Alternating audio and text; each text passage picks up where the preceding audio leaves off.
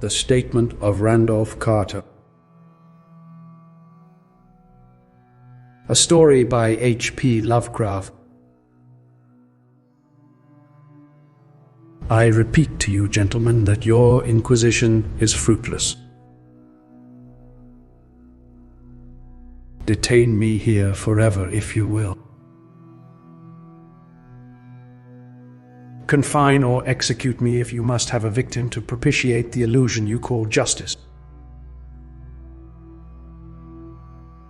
But I can say no more than I have said already. Everything that I can remember I have told with perfect candor. Nothing has been distorted or concealed, and if anything remains vague, it is only because of the dark cloud which has come over my mind. That cloud and the nebulous nature of the horrors which brought it upon me. Again I say, I do not know what has become of Harley Warren. Though I think, almost hope, that he is in peaceful oblivion, if there be anywhere so blessed a thing. It is true that I have for 5 years been his closest friend and a partial sharer of his terrible researches into the unknown. I will not deny, though my memory is uncertain and indistinct, that this witness of yours may have seen us together, as he says, on the Gainesville Pike, walking toward Big Cypress Swamp at 11:30 on that awful night. That we bore electric lanterns, spades, and a curious coil of wire with attached instruments, I will even affirm. For these things all played a part in the single hideous scene which remains burned into my shaken recollection. But of what followed, and of the reason I was found alone and dazed on the edge of the swamp next morning, I must insist that I know nothing save what I have told you over and over again. You say to me that there is nothing in the swamp or near it which could form the setting of that frightful episode. I reply that I know nothing beyond what I saw. Vision or nightmare it may have been. Vision or nightmare, I fervently hope it was. Yet it is all that my mind retains of what took place in those shocking hours after we left the sight of men. And why Harley Warren did not return, he or his shade or some nameless thing I cannot describe, alone can tell. As I've said before, the weird studies of Harley Warren were well known to me and to some extent shared by me. Of his vast collection of strange, rare books on forbidden subjects, I have read all that are written in the languages of which I am master. But these are few as compared with those in languages I cannot understand. Most, I believe, are in Arabic. And the fiend-inspired book which brought on the end, the book which he carried in his pocket out of the world, was written in characters whose like I never saw elsewhere. Warren would never tell me just what was in that book. As to the nature of our studies, must I say again that I no longer retain full comprehension? It seems to me rather merciful that I do not, for they were terrible studies which I pursued more through reluctant fascination than through actual inclination. Warren always dominated me, and sometimes I feared him. I remember how I shuddered at his facial expression on the night before the awful happening when he talked so incessantly of his theory. Why certain corpses never decay, but rest firm and fat in their tombs for 1,000 years. But I do not fear him now, for I suspect that he has known horrors beyond my ken.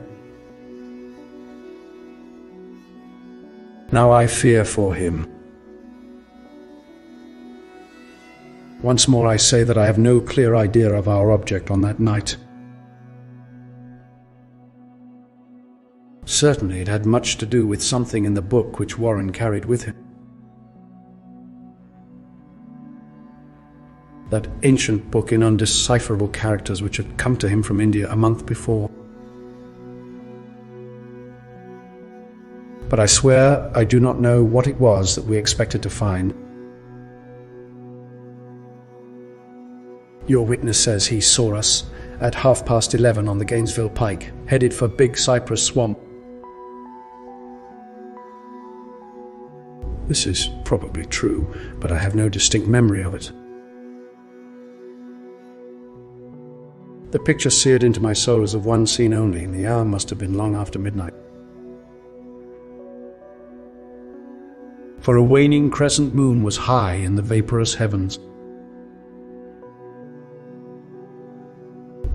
The place was an ancient cemetery. So ancient that I trembled at the manifold signs of immemorial years. It was in a deep, damp hollow overgrown with rank grass, moss, and curious creeping weeds, and filled with a vague stench which my idle fancy associated absurdly with rotting stone. On every hand were the signs of neglect and decrepitude, and I seemed haunted by the notion that Warren and I were the first living creatures to invade a lethal silence of centuries. Over the valley's rim, a wan, waning crescent moon peered through the noisome vapors that seemed to emanate from unheard. Of catacombs, and by its feeble, wavering beams I could distinguish a repellent array of antique slabs, urns, cenotaphs, and mausolean facades. All crumbling, moss-grown and moisture-stained, and partly concealed by the gross luxuriance of the unhealthy vegetation. My first vivid impression of my own presence in this terrible necropolis concerns the act of pausing with Warren before a certain half-obliterated sepulchre, and of throwing down some burdens which we seemed to have been carrying. I now observed that I had with me an electric lantern and 2 spades, whilst my companion was supplied with a similar lantern and a portable telephone outfit. No word was uttered, for the spot and the task seemed known to us. And without delay we seized our spades and commenced to clear away the grass, weeds, and drifted earth from the flat, archaic mortuary. After uncovering the entire surface, which consisted of 3 immense granite slabs, we stepped back some distance to survey the charnel seat. And Warren appeared to make some mental calculations. Then he returned to the sepulchre, and using his spade as a lever, sought to pry up the slab lying nearest to a stony ruin, which may have been a monument in its day. He did not succeed, and motioned to me to come to his assistance. Finally, our combined strength loosened the stone, which we raised and tipped to one side. The removal of the slab revealed a black aperture, from which rushed an effluence of miasmal gases so nauseous that we started back in horror. After an interval, however, we approached the pit again and found the exhalations less unbearable. Our lanterns disclosed the top of a flight of stone steps, dripping with some detestable ichor of the inner earth, and bordered by moist walls encrusted with nitre. And now for the first time my memory records verbal discourse, Warren addressing me at length in his mellow tenor voice. A voice singularly unperturbed by our awesome surroundings. "I'm sorry to have to ask you to stay on the surface," he said, "but it would be a crime to let anyone with your frail nerves go down there.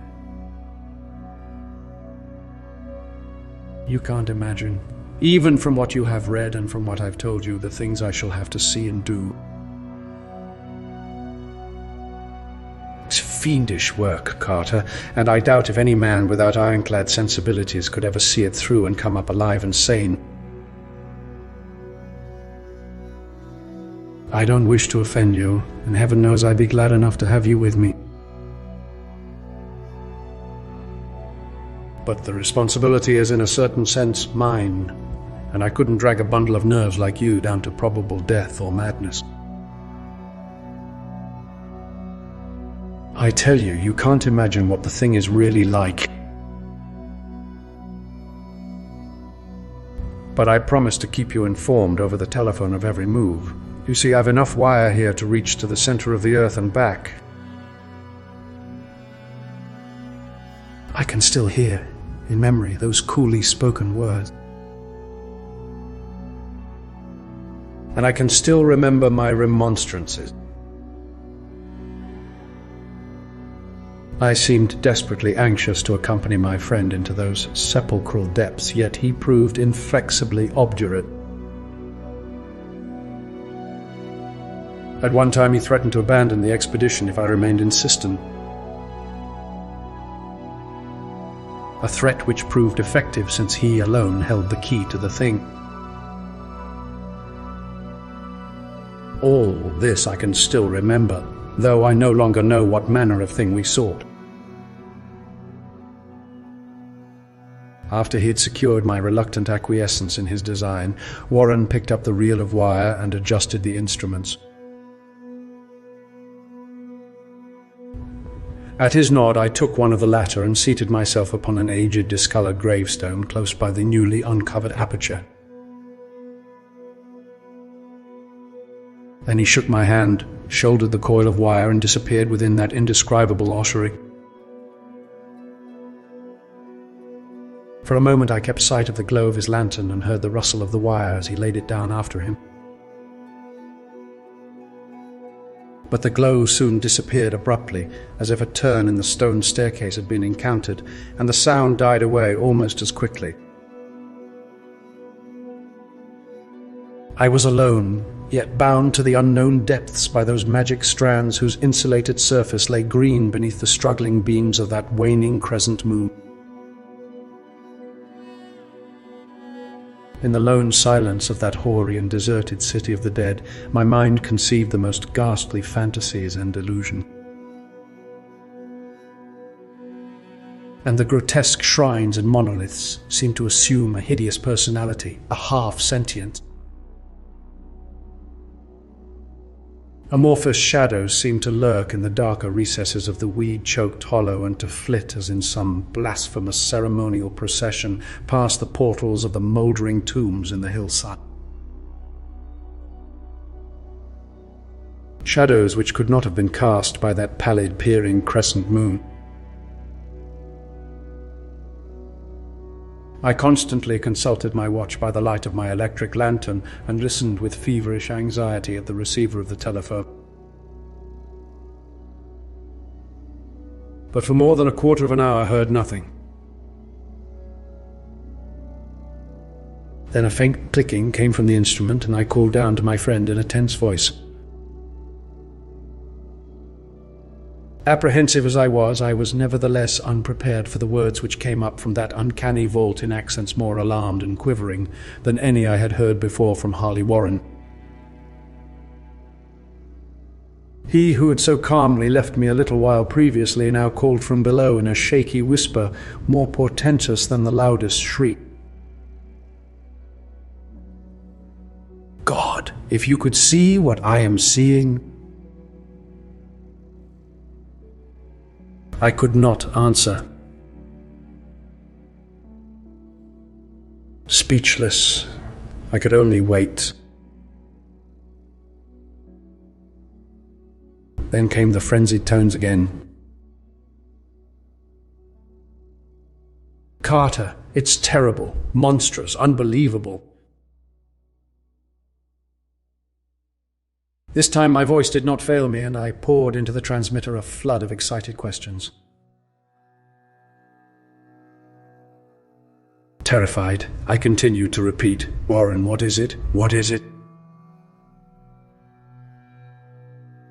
Once more came the voice of my friend, still hoarse with fear, now apparently tinged with despair. "I can't tell you, Carter. It's too utterly beyond thought. I dare not tell you. No man could know it and live. Great God! I never dreamed of this." Stillness again, save for my now incoherent torrent of shuddering inquiry. Then the voice of Warren in a pitch of wilder consternation. "Carter, for the love of God, put back the slab and get out of this if you can. Quick! Leave everything else and make for the outside. It's your only chance. Do as I say and don't ask me to explain."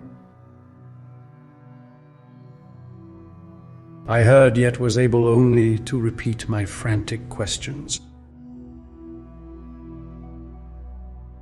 Around me were the tombs and the darkness and the shadow. Below me, some peril beyond the radius of the human imagination. But my friend was in greater danger than I, and through my fear I felt a vague resentment that he should deem me capable of deserting him under such circumstances. More clicking, and after a pause, a piteous cry from Warren. "Beat it! For God's sake, put back the slab and beat it, Carter!" Something in the boyish slang of my evidently stricken companion unleashed my faculties. I formed and shouted a resolution, Warren. "Brace up! I'm coming down!" But at this offer the tone of my auditor changed to a scream of utter despair. "Don't. You can't understand. It's too late, and my own fault. Put back the slab and run. There's nothing else you or anyone can do now." The tone changed again, this time acquiring a softer quality as of hopeless resignation. Yet it remained tense through anxiety for me. "Quick, before it's too late." I tried not to heed him, tried to break through the paralysis which held me, and to fulfill my vow to rush down to his aid. But his next whisper found me still held inert in the chains of stark horror. "Carter, hurry. It's no use. You must go. Better one than two. The slab." A pause, more clicking, then the faint voice of Warren. "Nearly over now. Don't make it harder. Cover up those damned steps and run for your life. You're losing time. So long, Carter. Won't see you again." Here, Warren's whisper swelled into a cry. A cry that gradually rose to a shriek fraught with all the horror of the aged. "Curse these hellish things, legions! My God! Beat it, beat it, beat it!" After that was silence. I know not how many interminable eons I sat stupefied. Whispering, muttering, calling, screaming into that telephone. Over and over again through those eons, I whispered and muttered, called, shouted and screamed. Warren, answer me. Are you there? And then there came to me the crowning horror of all, the unbelievable, unthinkable, almost unmentionable thing. I have said that eons seemed to elapse after Warren shrieked forth his last despairing warning, and that only my own cries now broke the hideous silence. But after a while there was a further clicking in the receiver, and I strained my ears to listen. Again I called down, "Warren, are you there?" And in answer I heard the thing which has brought this cloud over my mind. I do not try, gentlemen, to account for that thing, that voice, nor can I venture to describe it in detail, since the first words took away my consciousness and created a mental blank which reaches to the time of my awakening in the hospital. Shall I say that the voice was deep, hollow, gelatinous, remote, unearthly, inhuman, disembodied?